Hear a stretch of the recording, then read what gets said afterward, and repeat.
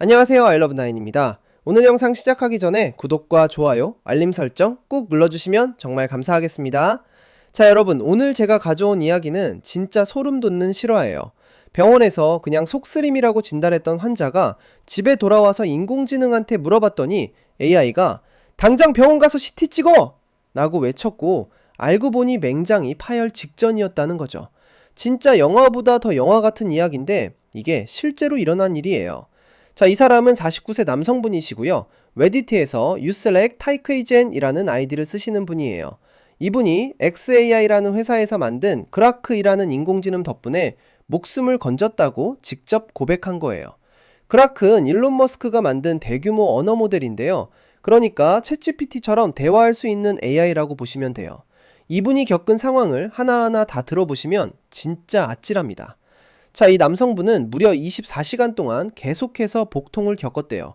그런데 이 통증이 보통 아픈 게 아니라 본인 표현으로는 면도날 수준의 고통이었다는 거예요. Razor blade level pain이라고 표현했어요. 얼마나 아프면 면도날로 베이는 것 같다고 표현했겠어요. 그리고 이 통증 때문에 태아 자세로 웅크리고 있을 수밖에 없었대요.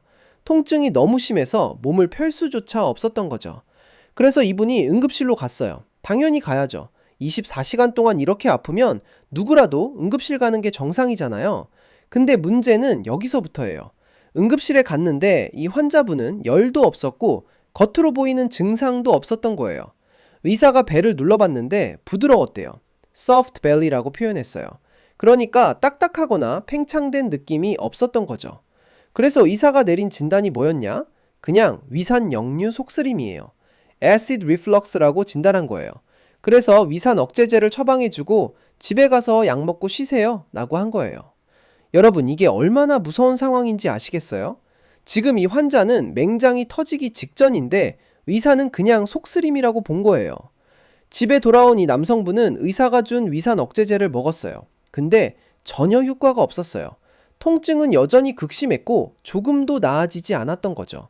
이때 이분이 정말 기가 막힌 선택을 하나 해요. 자기가 1년 동안 그록 AI랑 대화했던 채팅방을 열어서 지금 자기가 겪고 있는 모든 증상을 하나하나 다 입력한 거예요.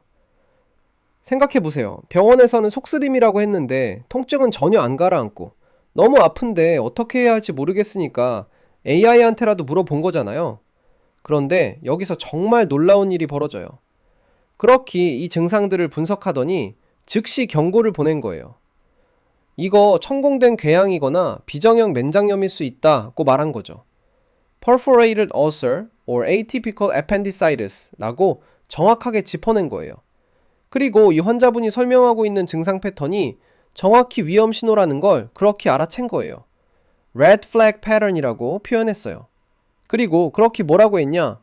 당장 다시 병원 가서 CT 스캔 찍으라고 요청하세요. 이렇게 말한 거예요. Go back right now and ask for a CT. 진짜 강력하게 권고한 거죠. 이 남성분은 그렇게 설명해준 논리를 그대로 복사했어요. 그리고 다시 응급실로 돌아가서 CT 스캔을 찍어달라고 강력하게 요청했어요. insisted 라는 표현을 썼어요. 그러니까 그냥 물어본 게 아니라 꼭 찍어달라고 강하게 주장한 거예요. 그리고 CT 스캔 결과가 나왔는데 여러분, 결과가 뭐였을까요? 맹장이 부어올라 있었고 파열 직전이었던 거예요. Inflamed appendix on the verge of rupture. 조금만 더 늦었으면 맹장이 터졌을 상황이었던 거죠. 그 후 6시간 뒤에 이 환자분은 수술을 받았어요. 맹장을 제거하는 수술을 한 거죠. 그리고 수술 후에 어떻게 됐냐? 그 극심했던 통증이 완전히 사라졌대요. The pain has completely vanished 라고 표현했어요. 그리고 마취에서 깨어나면서 웃으면서 깼다고 해요. Woke up laughing under anesthesia. 얼마나 홀가분했으면 마취 상태에서 웃으면서 깼겠어요. 다음날 바로 퇴원했대요. 이분은 크럭 덕분에 목숨을 건진 거예요. 그런데 여기서 더 흥미로운 이야기가 있어요.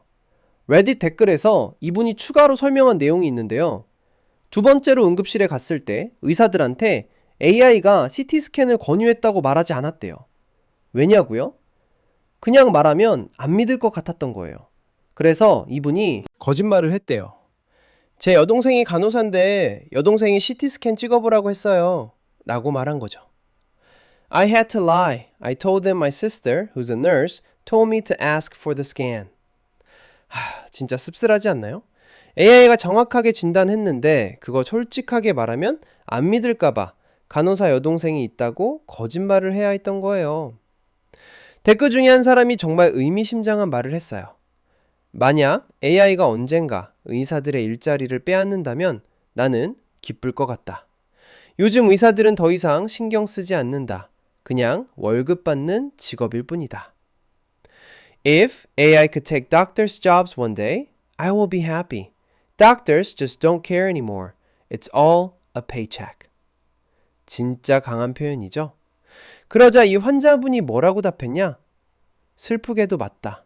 첫 번째 응급실 방문 후에 그런 느낌을 받았다. 그리고 그 다음날 밤이 내 마지막 밤이 될 수도 있었다. Sadly, yes, that is what it felt like after the first visit. And the following night could have been my last. 여러분, 이 말이 얼마나 무서운 말인지 아시겠어요? 의사를 믿고 집에 갔는데 그날 밤이 마지막 밤이 될 뻔했다는 거예요. 맹장이 터지면 복막염이 오고 그러면 정말 생명이 위험해지거든요. 여기서 끝이 아니에요. 기사는 일론 머스크의 테슬라 옵티머스 로봇 이야기까지 연결하고 있어요. 일론 머스크는 테슬라 옵티머스 같은 로봇이 의료 분야에서도 엄청난 잠재력을 가지고 있다고 매우 낙관적으로 보고 있대요. Very optimistic 이라고 표현했어요. 만약에 이 로봇들이 인간 수준의 손 조작 능력을 갖추게 되고 Human level articulation in their hands를 달성하게 되고 테슬라가 대량 생산을 통해 비용을 낮출 수 있다면 bring down their cost through mass manufacturing. 그러면 AI가 활용되는 의료 서비스 시대가 생각보다 훨씬 빨리 터올 수도 있다는 거예요. The era of AI-powered medical care could very well be closer than expected. 진짜 생각해보. 면 소름 돋는 이야기잖아요. 지금도 AI가 의사가 놓친 진단을 찾아내고 있는데 앞으로는 로봇이 직접 수술까지 할 수 있는 시대가 올 수도 있다는 거니까요.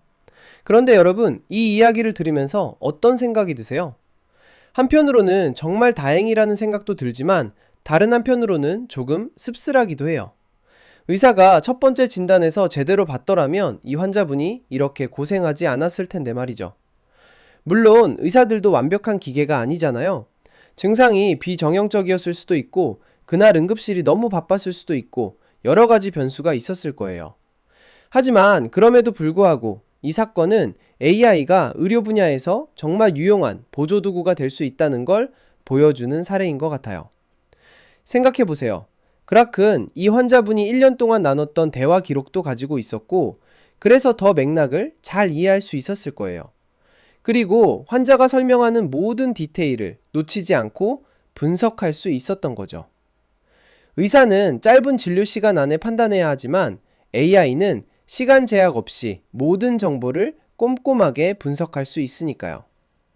하지만 동시에 이 이야기는 우리에게 중요한 교훈을 주는 것 같아요. 첫째, 자기 몸의 신호를 무시하면 안 된다는 거예요. 이 환자분도 의사가 속쓰림이라고 했지만 통증이 전혀 안 가라앉으니까 다시 병원에 간 거잖아요. 자기 몸은 자기가 제일 잘 아니까요. 둘째, AI를 현명하게 활용할 수 있다는 거예요. 물론 AI가 의사를 완전히 대체할 수는 없어요.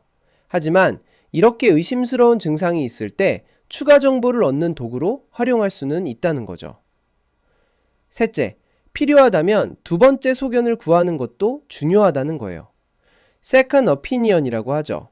첫 번째 의사가 내린 진단이 확신이 안 서면 다른 의사에게도 물어보거나 추가 검사를 요청하는 게 맞는 거예요.